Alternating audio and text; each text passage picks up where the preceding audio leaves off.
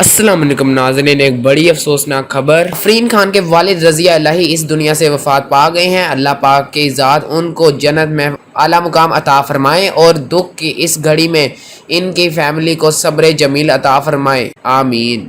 جبکہ ناظرین، دوسری جانب کراچی میں لڑکی سے زیادتی کی کوشش، 3 ملزمان کو گرفتار کر لیا گیا۔ لڑکی کی شکایت پر حراست میں لیے گئے تینوں افراد باپ بیٹے بتائے گئے ہیں۔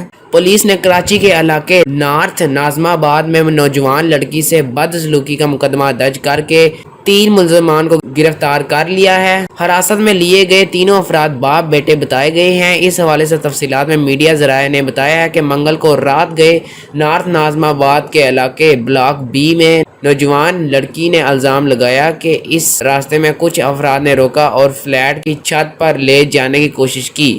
اس دوران لڑکی کی طرف سے مزاحمت کی گئی، جس پر اس کے چہرے اور گردن پر خراشیں بھی آئی ہیں۔